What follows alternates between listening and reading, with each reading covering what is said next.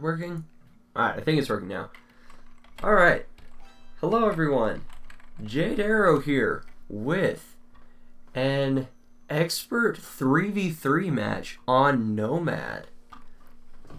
Now, I have said before that Nomad is one of my favorite maps to play on, just because of the variety that comes from it and all the crazy different things that just come out of this map. And I also love watching experts play this match, because just seeing how they do everything is really fun and really cool. So let's introduce the players here. On Team 1, and until they figure out where they're going to settle down, I don't really have a way of classifying them other than Team 1 and Team 2. So Team 1, in the teal, playing as the Japanese, is the Max. And his teammate, playing in the yellow as the Turks, is Jupe. And the third teammate of the group, playing as the red Khmer, is Zuppy. And that makes up Team 1. It looks like we're going to have a East team and a West team in this match. So for the West team, I guess, playing as the blue Aztecs is Ongtrum. And right next to Ongtrum, playing as the green Persians, is Paladin 1. And above and to the right of him, playing in the magenta Franks, is ACCM. Okay. There's a couple different things to point out here. One, the West team definitely has the Civ advantage. Franks, Aztecs, and Persians are incredibly better.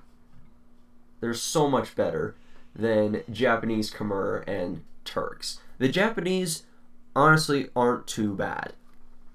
They get cheaper economy buildings, so mills, mining camp, lumber camp, things like that. They get those a lot cheaper, which on a map like Nomad, you're going to want a lot. So like, you can mill this deer patch out here, there's a whole bunch of golds you could go for, and that's really useful in Nomad. And they get good infantry and decent archers with some okay siege. That's about all that the Japanese have to offer. Khmer, they got siege, and they got cavalry, sort of, in the form of elephants, and maybe archers. They're really not that great. They get siege. Decent to good siege, and that's about all they have to offer here. Turks are the gunpowder. They need gold, and they need to get to Lake Castle to Imperial. That's where they start to be good. Other than that, their trash is horrible. Their trash is trash. They don't get elite skirm. They don't get pikemen. And really their only saving grace here is that they get the light cav and hussar upgrades for free, which is nice. And they also get some pretty good heavy cavalry archer once you get to the Imperial Age and you can get all those upgrades. They're actually one of the best in the game with their unique tech Sapaki, which gives their cavalry archers 20 more hit points. But again, they need a lot of gold for that. And so that's the civs that the Eastern team has. Really not great. And Franks, obviously, great cavalry. Aztecs, great infantry. Persians can do cavalry or gunpowder, depending on what's needed. And the Aztecs can also throw in archers or eagles if need be. Now, the only good thing going for the Eastern team here is they have most of the map. The Western teams all clump themselves together here, leaving Max on one side and Jupe on the other side, and Zupi's kind of all off on his own, free to boom. And the other thing for the Western team is they don't have many fish options. They've got this sea to the south, and that's about it. ACCM is actually docked to this pond here, and that's all he's going to get from that. He doesn't realize that it's actually landlocked. So, the Eastern team, definitely more open, has more potential to have a player to just boom up. If Jupe can distract on the bottom and Max can be a pest on the top, then Zupi could have a chance to boom his way up to Castle or even Imperial. Now, the problem with Khmer is it doesn't give them a whole lot. They get elephants, maybe throw in some ballista elephants, and heavy scorpion, perhaps. But it really doesn't give them a whole lot to work with. So, a boom might not be all that great. Well, we'll just have to see how they play this out. I think ACCM is most likely going to open up with scouts, try and find somewhere to harass probably Max, and also try and get some map exploration. Now, on Nomad, the most common strategy seen is a fast castle. Just because by the time you get your economy up and running, then you have enough villagers to make your way up to castle fairly easily.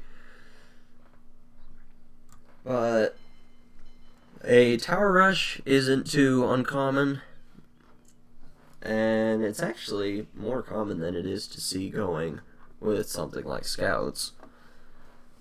But we'll see what they have to do, and geez, it's cold in here. Oh, that's why my window's open. Hello, world. Goodbye, world. Alright, there we go. Sorry about that. But Paladin has docked the same spot Zupi has, which is to say, not a good spot. There's a few fish out here, but then they'll have to go all the way out here for some more fish, and by that time, Zupi and Jupe will be able to block this off with fires. Some fire ships just take all those fish out. Max has a pretty good spot for fish, actually. He's got 10, 15-ish deep fish around here. You always want to dock somewhere with deep fish, because fishing ships gather from deep fish very quickly, one of the fastest in the game, and they gather from shore fish very slowly. Villagers gather shore fish faster than fishing ships do. And we're seeing pretty similar feudal times. Max and Jupe going up at the same time, which is a lot later, which makes me think they could be going for a fast castle here, could be going for archers. And I think Max has set himself up for more of a archer type thing, but he has the fishing ship numbers to go fast castle, he has the resources to go for a fast castle, and that's probably going to be his strategy here. Now, the other teams, I'm not sure what they're doing. They went up a bit earlier. And, let's see. Angstrom's throwing down a market, probably a blacksmith around somewhere as well. So, he could be going for a fast castle, and he has the resources for it too. And let's see who does have the resources for it. Paladin needs a bit more to go up. ACCM can do it. Jupe needs a bit more food. And Zupi is nowhere near. So, most of them are going for a fast castle. Angtrom and ACCM being the first up. And Zupi's going up a lot later. A lot later. And he's focused on walling up his base.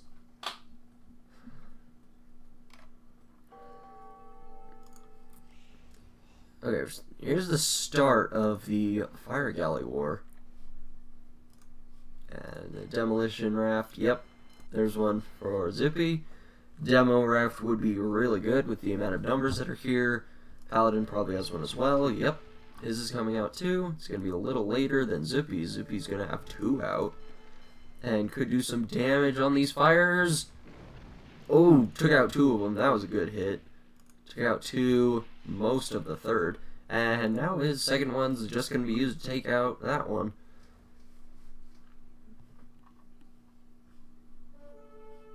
He does have to be careful to not take a shot here. Okay, he splits away in time.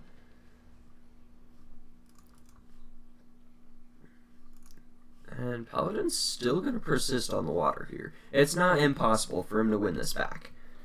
He actually has the most population so far out of anyone. By a good amount, too.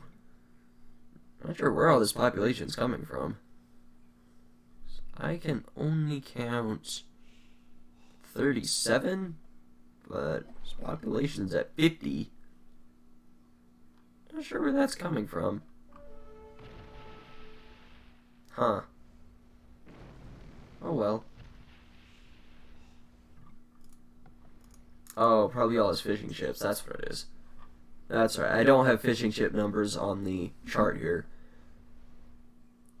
But that's fine. And we're actually going to take relics off the chart, just because Nomad relics aren't all that important. No relics. Okay, that's better. Okay, ACCM's come out with light cav, and he's going to deny that town center for the time being. There's still 1 villager working on it, but it's going to take a lot longer to go up now. And Max researching pikemen to fight this off. But, oh, this looks like a landing from ACCM. How did he get over there? I didn't see a transport for him, but he's landed behind Max's lines here. And Mangonel coming out, that town center's going to be denied.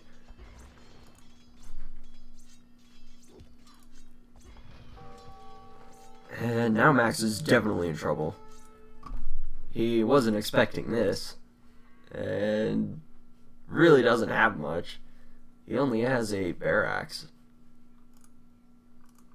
Yeah, he's just got a couple barracks for pikemen, which the Japanese infantry do attack faster. So that's nice for him. And he's going to take out a decent amount of these light cav here. Wow, he's taking out almost all of them, and then takes a bunch of rocks to the face.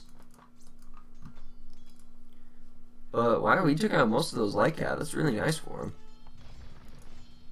And could take out these Mangonels too. Okay, he gets 1. And that one was being repaired.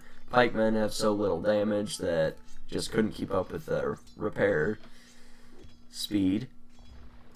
Could take out this monk, and then finish off that Mangonel. So Max has actually defended from this really nicely. Those pikemen did a lot more damage than I thought they would. And he's now able to get this town center up.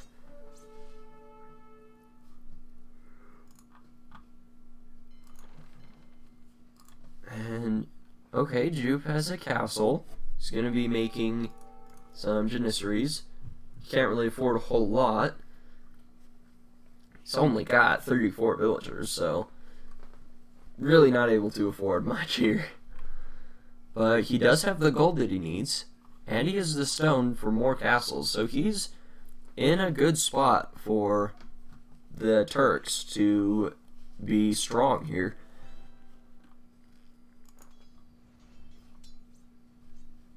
And And here we go. Zupi did lose the water. He was not in Castle Age. Paladin was. And could get the fire ship upgrade, which was a lot stronger than fire galleys, and was able to take the water back. So, Zupi's been pushed back on the water, ACCM's been pushed back on the land, and, you know, Ankrum and Jupe not really doing much. Ankrum is booming up here. How many TCs does he have? 1, 2, 3, 4... 4 TCs? 3, 4... Yeah, 4 TCs. And he needs to be able to do a lot with this. He's already at 54 villagers. And Jupe is out here with some Janissaries. While they don't get basically any upgrades, their base stats are pretty strong. 17 attack, that's crazy. And might get a conversion here, but nope, not gonna get it. And just gonna hop back in that TC to keep his monks safe. And just now throwing down a barracks. Is that the first? Yeah, Ankrum didn't even have a barracks until that point. Just throwing it down. He's coming out with a couple of mangonels. Now, the Janissaries do have one extra range than a mangonel, so if he micros this right, he might be able to snipe it in time. But even one mangonel shot would be devastating. With only 44 health, these Janissaries, they pack a punch, but they can't take it. And Paladin's transported over here and TC this gold. Now that is not a good spot for a town center. You can get the gold and keep it safe from the water, but you can put, what, 3 farms around that? Maybe 4? And that's about it. That's not even a good farming TC.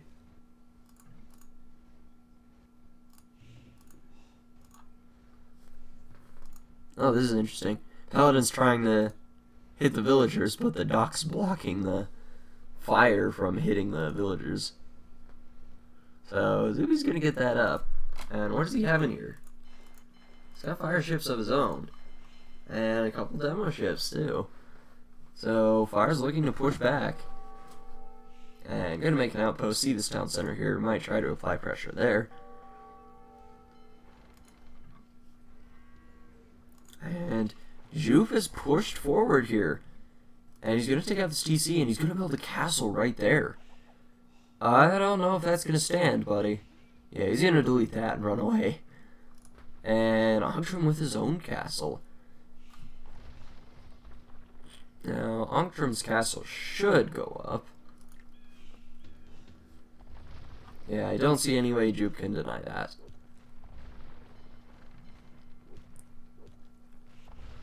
And he's microwing his Janissaries pretty well so far. Taking out a monk, a couple crossbow. And that castle is going to go up. That town center is going to go down. And yeah, Jude's just going to back up here with his castle.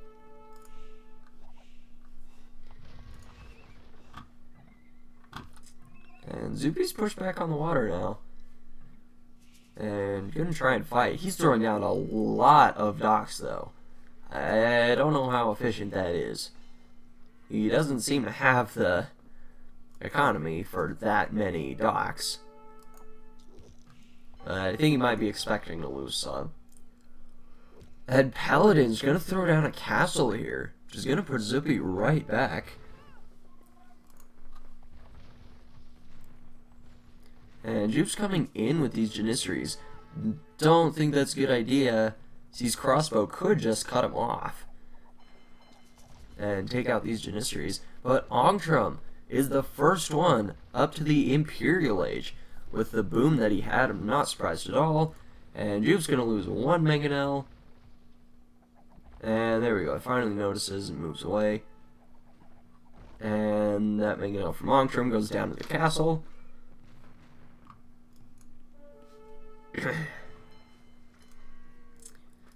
And let's see, Longtrim's just coming out with more and more ranges here. He's just focused entirely on crossbow. And with the amount of mangonels that Jupe has, that could backfire on him. But I think a few eagles to pick off those mangonels would be kind of nice. Now, the eagles will die hard to these Janissaries. But if he can sneak those eagles around, he might be able to do some damage here. And ACCM's pushing Max with castles. Now, Max has stabilized in his base. He's mostly pushed ACCM back, other than his little base on this peninsula here. And he's got pikemen. A lot of pikemen. And he's got a few mangonels about. I don't think that's going to help much against throwing axemen. Throwing axemen only have 3 range, but they do melee damage from range. And if they can get in close, they'll kill all these pikemen, they'll kill the mangonels. But if they're forced to stay at a distance, then the mangonels will destroy the throwing axemen. And let's see. Well, Zupi's been able to stabilize his side. He can't really fight off these rams here. But he's brought back the water and has started to come out with War Galley now. Now, Paladin some way, somehow, got a dock over here. And I don't know where that came from. Oh, he's been transporting a villager around. Okay, that makes sense. And it looks like ACCM is going to pincer Max here. And yeah, there we go. Throwing Axemen, getting close. Take out the mangonel. You're going to destroy all the crossbow. And, okay, Max is coming out with castle now. There's a 3rd castle for ACCM. Frank Castle's being cheap. He can afford to do this a lot. How many castles does he have? 4? Looks like he has 4 castles. That's a lot of castles. Paladin and Max up to the Imperial Age now. And I don't know what Max can do with the Imperial Age upgrade. I really don't see much he can do. He can come out with Trebs, but that's about all he can do. And ACCM hasn't even clicked up to the Imperial Age. So this could be the chance that Max has. But look at this! 2 more castles from ACCM. That's 6 castles from him. And Max has nowhere to go. This is crazy from ACCM. He's throwing castles left and right like he doesn't even care. And he's now clicked up to the Imperial Age, so he will be able to fight Max in these Treb Wars. And Jupe has been pushed back on this side as well, to the Arbalest and Trebs from Longtrim. Longtrim also got the Eel Warrior upgrade. And now Jupe doesn't have anything left. It's also being pushed from above by Paladin. And it looks like Paladin is going to be going with Paladin. He's getting the Cavalier upgrade now.